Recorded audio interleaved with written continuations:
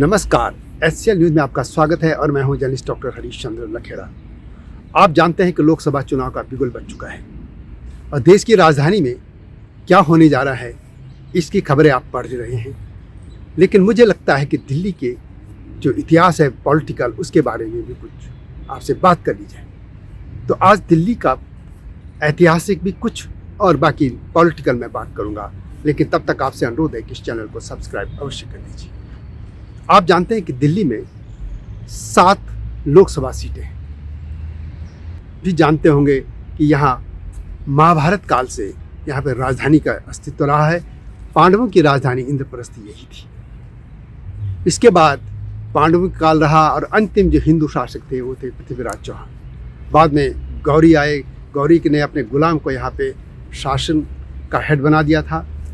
लंबे समय तक यहाँ लुटेरे और जो भी लोग आक्रांत रहे उनका शासन रहा। बाद में फिर मुगलों का शासन जब आया तो उनको फिर जब अंतिम दौर में मराठों ने और जाटों ने उनको खूब पीटा, वो काफ़ी कमज़ोर हो गया था उनका शासन। इसके अलावा सिख गुरु भी उनसे लोहा ले रहे थे। बाद में भारत में अंग्रेज़ों का शासन हो गया था। शुरुआती दौर में राजधानी कलकत्ता में रही, लेकिन 1857 का जब विद्रोह हुआ था तो तब अंग्रेज़ों को ये लगा कि दिल्ली में ही राजधानी लानी होगी और फिर उन्होंने दिल्ली में 1911 में राजधानी दिल्ली ले आए थे। 1947 में देश आज़ाद हो गया, राजधानी दिल्ली रही और दिल्ली की जो व्यवस्था थी तब कमिश्नर सिस्टम था तो वही चलता रहा। और 1950 में फिर दिल्ली में एक व्यवस्था हुई और 1950 के बाद 51 में से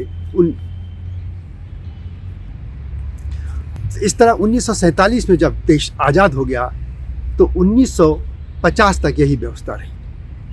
1951 में यहाँ पे इसे 30 श्रेणी का राज्य बना दिया गया और 1952 में संविधान जब लागू हो गया और चुनाव हुए थे प्रथम, तो दिल्ली में विधानसभा भी दे दी गई थी, यानी C श्रेणी का राज्य प्लस असेंबली।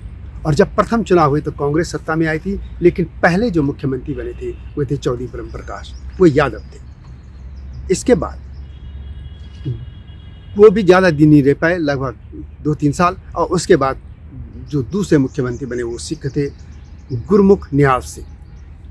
लेकिन उसको ये जो राज्य था ये भी 1956 तक ही चला और उसके बाद भंग कर दिया गया और यहाँ पे फिर कमिश्नर बना दिया गया, पूरा कमिश्नर सिस्टम रहा। लेकिन फिर 66 में एक कानून बना और दिल्ली के लिए महानगर परिषद दे दी गई और 67 में चुनाव हो गए। उसके बाद महानगर परिषद रही लंबे समय तक, यानी उनका दर्जा मुख्यमंत्री जैसा ही था, लेकिन मुख्यमंत्री नहीं थे।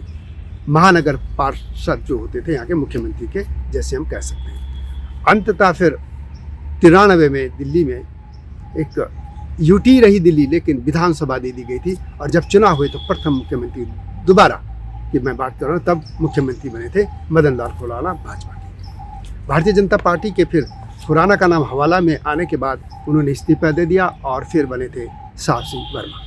लेकिन साहब सिंह वर्मा भी जब प्याज की कीमतें बढ़ी तो उनको भी इस्तीफा देना पड़ा और फिर मुख्यमंत्री बनी सुषमा स्वराज। इस तरह 5 साल का जो कार्यकाल था भारतीय जनता पार्टी का जो शासन, उसमें 3 मुख्यमंत्री बदल दिए। लेकिन जब चुनाव हुए फिर उसके बाद तो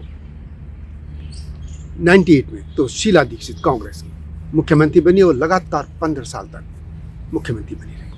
लेकिन फिर कांग्रेस को रिप्लेस कर दिया आम आदमी पार्टी ने, नई पार्टी थी, और मुख्यमंत्री बने अरविंद केजरीवाल। वे तीसरी पारी खेल रहे। पहली पारी में उनकी मुश्किल से सरकार जो चली थी वो 49 दिन चली थी, 49 दिन।